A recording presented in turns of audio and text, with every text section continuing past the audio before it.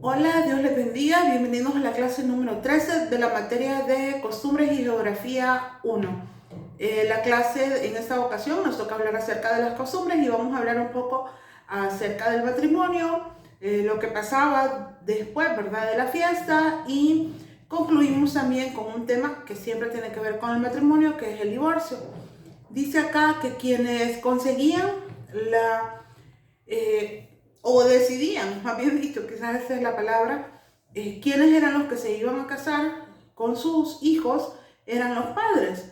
Esa era como una costumbre. Ellos pensaban que primero era el matrimonio y luego venía el amor.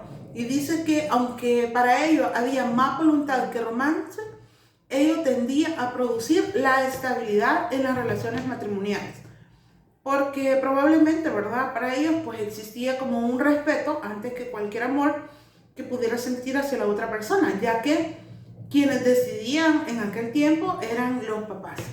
Esaú dice que tuvo problemas por casarse en contra de la voluntad de sus padres. Eso lo vemos en Génesis 26, del 34 al 35. También existía un amigo del novio, eso lo vemos en Juan 3:29.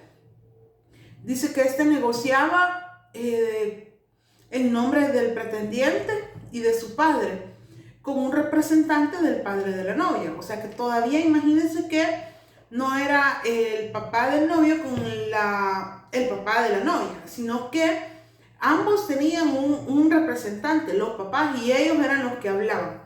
Se tenían que hacer unos pagos como compensación, que se llama el moar, por la pérdida de trabajo que significaba la cesión de la hija, que se debía pagar a la familia de la muchacha y se debía pagar una dote al padre de la muchacha. Entonces vea que para eso leemos Génesis 34:12 y Éxodo 22:17. Dice que él podía emplear el interés de la dote, pero no podía gastar el capital, el papá, porque se guardaba en depósito para la esposa, en caso de que ésta quedara viuda o fuera divorciada. Cuando estas sumas no se podían pagar debido a la pobreza del pretendiente, se pagaba en especie, como por medio del servicio o de la eliminación de enemigos. Eso lo vemos en Génesis 29:18 y primero de Samuel 18:25. Siempre mi recomendación es que ustedes puedan ir viendo cada una de las citas, ¿verdad?, que se mencionan acá, para que puedan tener, ¿cómo se llama?, un amparo, ¿verdad?, a lo que nosotros vamos leyendo acá. Luego de hacerse costumbre, la parte de la dote consistiera en un conjunto de monedas que se cosían al tocado de la cabeza de la mujer. Venían a ser un símbolo de una alianza que estaban haciendo en ese momento, ¿verdad? Y por ello, la pérdida de una de esas monedas, porque también se hablaba de eso, ¿verdad?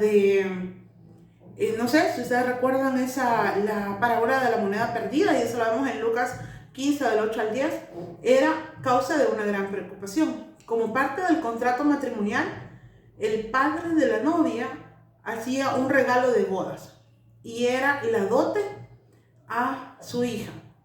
Eso significaba de que era como un sustento, ¿verdad? Como lo que ya se tenía ahí, de lo cual no se podía utilizar todo el dinero. Los matrimonios se arreglaban cuando era posible con miembros de la misma parentela. Abraham envió a un siervo para que encontrara esposa para Isaac de su propia parentela. Y es lo que hablábamos, o sea, no era el padre directamente el que iba y buscaba a la novia, ¿verdad? Sino que enviaba un siervo, enviaba un representante, o en todo caso, como se le menciona en Juan 3:29, era el amigo del novio el que hacía todas esas gestiones. Ustedes se recuerdan, y yo creo que el caso de Abraham, ¿verdad? Justamente el capítulo 24, ahí el título dice: Abraham busca esposa para Isaac. Pero Abraham sabía que no quería que su hijo se mezclara con gente que adorara a otros dioses. Entonces, por eso él decidió hacer eso. Y vea que el siervo sabía la responsabilidad que tenía, porque él le pidió una señal a Dios para saber que esa era la mujer que Dios estaba apartando para la vida de Isaac. En realidad, no es que se hiciera algo como, digamos, obligado, ¿verdad? Quiero ver esta muchacha va a ser y ya, sino que había también parte de un proceso. En el caso de Abraham, ¿verdad? Que él quería y deseaba a alguien que pudiera de alguna manera congeniar con su hijo y que adoraran un mismo Dios, ¿verdad? Y el siervo que le pidió a Dios de alguna manera ayuda para poder elegir a la esposa de Isaac, porque era una gran responsabilidad la que él estaba viviendo en ese momento. Luego dice que había algo que se llamaba los esponsales. Dice que esas son las promesas de matrimonio mutuamente aceptadas. Quienes contraen esponsales son esposos. Jurídicamente, los esponsales son un contrato de naturaleza preparatoria, ya que conducen el contrato definitivo del matrimonio. El incumplimiento de los esponsales llevaba consigo ciertos perjuicios patrimoniales, entre los cuales encontramos el hecho de tener que devolver todo lo recibido y en algunos casos hasta 4 veces más. Una vez que había concluido el compromiso matrimonial, se celebraban unos esponsales, muchos más vinculantes que el acto de petición de mano en nuestra sociedad contemporánea. Dice, un hombre desposado con una mujer, aunque no estuviera casado, quedaba exento del servicio militar. Eso lo vemos en Deuteronomio 27. Si una muchacha ya desposada era violada por otro hombre, no podía venir a ser la esposa de ese otro, como sería el caso en ausencia del compromiso previo, porque ya pertenecía a su futuro esposo. Tal violación involucraba la pena de muerte sobre el violador. Vea que estos eran como, digamos, vea como ahí dice, como un contrato que se celebraba entre ellos, ¿verdad? Cumpliendo como ciertas responsabilidades, ¿verdad? Y dice, la fórmula formal de desposorio era probablemente la pronunciada por Saúl cuando Mical y David se desposaron. Ustedes se recuerdan de eso, ¿verdad? Saúl había prometido darle en casamiento, ¿verdad?, a una de sus hijas, a aquel al quien le ayudara a derrotar a los filisteos. El desposorio, dice, solo se podía romper con una transacción legal, que podía ser de hecho o un divorcio. Y la base para tal rompimiento era el adulterio. Los esponsales duraban alrededor de 12 meses, durante los cuales se preparaba la casa del novio y la novia preparaba su ajuar. La familia de la novia preparaba la fiesta de la boda. Y vamos al caso de María y José. Ustedes se recuerdan que María, ¿verdad?, quedó embarazada porque el Espíritu Santo, ¿verdad?, fue el que concibió en ella, ¿verdad?, el que puso eso en ella. Entonces, María y José dice que ellos estaban desposados, o sea, tenían un contrato ya que ellos se iban a casar. Por lo tanto, y obviamente, dado todo lo que hemos estado leyendo, para José darse cuenta que María estaba embarazada, es decir, que la iban a matar. Entonces por eso él decidió huir, ¿verdad?, para que no pensaran que María había concebido de otra persona que no fuera él. Entonces él la amaba tanto que por eso él pensaba alejarse de ella para que no le hicieran nada a ella y ella pudiera vivir, porque ella tenía que haber sido apedreada. Luego se va a la boda. Se dice que la boda se componía de varias partes. Se trataba de una ceremonia esencialmente no religiosa. Aparte de la bendición que se pronunciaba sobre la pareja, dice que el matrimonio involucraba la redacción y aceptación de un contrato legal. Esto sigue siendo así en las bodas judías actuales. Dice que puede que cause asombro entre algunos cristianos saber que no fue hasta tiempo relativamente reciente que se hizo necesaria la presencia de un rabino o un sacerdote en las bodas. O sea que anteriormente nada más eran promesas que ellos hacían uno frente al otro. Prácticamente dice aquí que ellos tenían como un contrato legal, ¿verdad?, que les daba a ellos, ¿verdad?, la parte, ¿cómo se llama?, legal de que en realidad eran un matrimonio. Dice que se vestían de las mejores galas. La novia era adornada literalmente, tenía que ver como una reina, era bañada, su cabello trenzado, con todas las piedras preciosas que poseyera la familia. o en algunos casos podía pedirlas prestadas. Dice que el novio y la novia parecían un rey y una reina y actuaban como tal. Otro elemento importante de la boda era la procesión al final del día. El novio salía de su casa para buscar a su esposa en la casa del padre de ella. Y yo creo que de alguna manera, ¿verdad? Aquí está la parte de alguna tradición que en algún momento se da, que decían que la mujer tenía que salir vestida de blanco de su casa. Yo creo que algunos de nosotros, ¿verdad?, pudimos disfrutar de ese tiempo y de ese momento, porque así se hacía antes también, ¿verdad? Ella salía de su casa y se encontraba el esposo, ¿verdad?, con el novio, más bien dicho, que iba a ser su esposo. Se encontraban para poder celebrar, ¿verdad? Dice que era una procesión que se hacía al final. Ahora en día, ¿verdad? Creo que ya los métodos en cuanto a bodas han cambiado un poquito, porque la novia se va a un hotel, toda la familia se va al hotel, ahí se arreglan, se casan en ese hotel y ya. Pero antes era como muy tradicional que la novia saliera de su casa, ¿verdad? Y probablemente, ¿verdad?, algunos nos casamos así de esa forma, algunos otros no.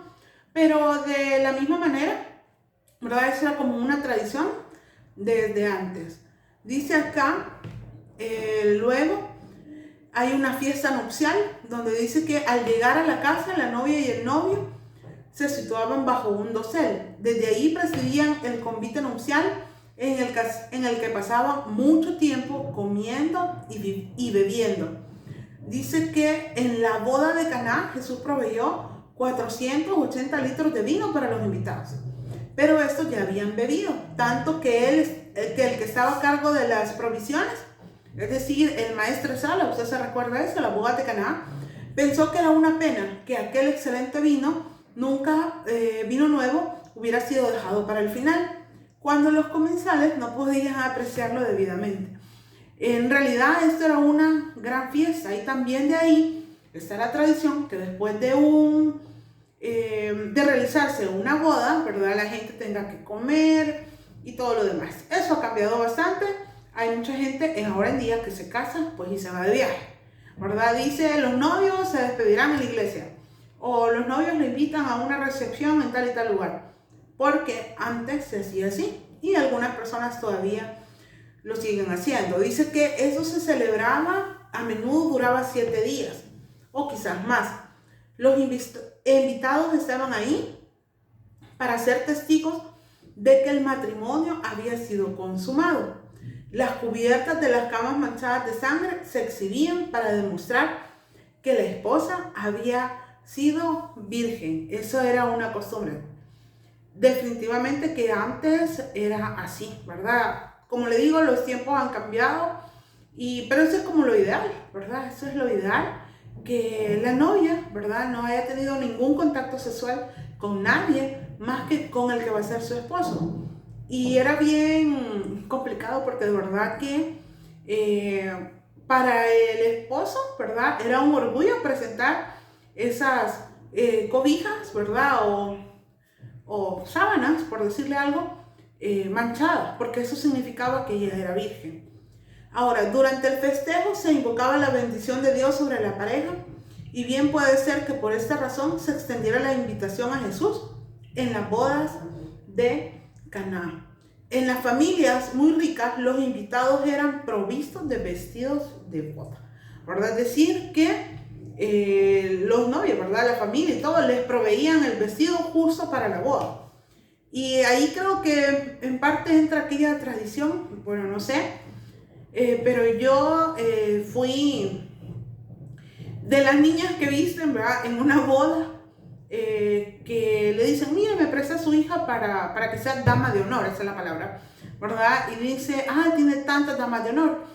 Y quien pagaba ese traje, ¿verdad?, era la novia o el novio, para que uno pudiera asistir cuando uno estaba pequeño. Yo fui varias veces de esas damas de honor, ¿verdad? Y donde quien pedía, ¿verdad?, que nosotros pudiéramos participar era el novio o la novia, y ellos gastaban, más bien dicho, ¿verdad?, en la ropa.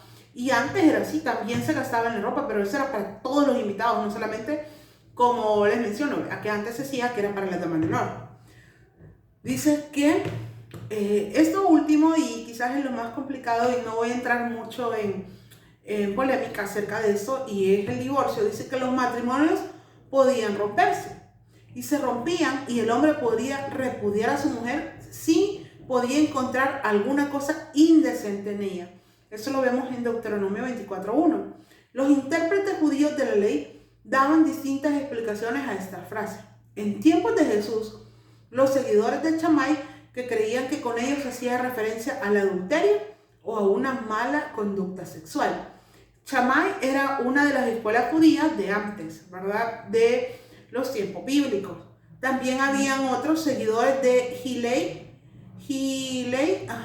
Ellos creían que esta frase podía incluso incluir haber cocinado mal una comida. En la sociedad de aquel tiempo, un hombre podía simplemente declarar a su mujer que era repudiada, pero a los judíos les exigía dar por escrito una carta de divorcio que anulaba el contrato matrimonial, el original. Ahora, ¿qué es lo que estaba pasando acá? En el Antiguo Testamento, ¿verdad? Hemos estado hablando que ahí se casaban y ahí jamás se habló de divorcio. Ahora, ¿dónde se habló de divorcio? En el Nuevo Testamento, ¿verdad? Porque la gente, los hombres decían, no, ella no puede cocinar, no, mire, ella no quiere trabajar, no, mire, ella no puede hacer limpieza, y ellos creían que esa era una razón para decir, ya no quiero estar con esta persona y puedo darle carta de divorcio. Es decir, que algunos pensaban que cualquier cosa en la que ellos no estuvieran de acuerdo era una razón para divorciarse. Y cuando lo que se había dicho era que nada más se podía si esa persona había adulterado, es decir, tenía relaciones sexuales con alguien que no fuera su esposo. Dice, una parte de la escritura de divorcio permitía que la mujer volviera a contraer matrimonio. Y les recomiendo leer Deuteronomio capítulo 24, ¿verdad? Porque eso nos va a dejar un poco más claro qué es lo que pasaba en el Antiguo Testamento. Y ahí es donde ya en el Nuevo Testamento se basaban, pero querían hacer algunos cambios. Pero una muchacha dice que se hubiera casado con un hombre por haber sido violada por él, no podía ser repudiada. Eso lo vemos en Deuteronomio 22, del 28 al 29. Un hombre que hubiera acusado falsamente a su mujer de no ser virgen cuando se casaron, tampoco podía divorciarse de ella. Si una mujer divorciada se volvía a casar y su nuevo marido moría o la repudiaba, el primer marido no podía volverla a tomar en matrimonio. Y quizás, ¿verdad? Lo más importante de todo eso, indistintamente de cómo se haga y cómo sea la costumbre para lo del matrimonio, lo importante en todo esto es que podamos poner a Dios como el centro de todo eso, ¿verdad? Y yo creo que para algunos, los que están casados, ¿verdad? Y felizmente casados, y podemos decirlo así, en medio de cualquier dificultad, de cualquier circunstancia, si nosotros hemos puesto a Dios, hemos salido adelante, y yo creo que podemos hacerlo. Para los que no se han casado, es importante que esa decisión la tomen, ¿verdad? Tomando en cuenta a Dios para que todo les vaya bien. Un matrimonio nunca es fácil, siempre hay altos y bajos, pero en medio de todo eso, ahí está Dios. Gracias por llegar hasta acá. Nos vemos en la próxima clase. Bendiciones.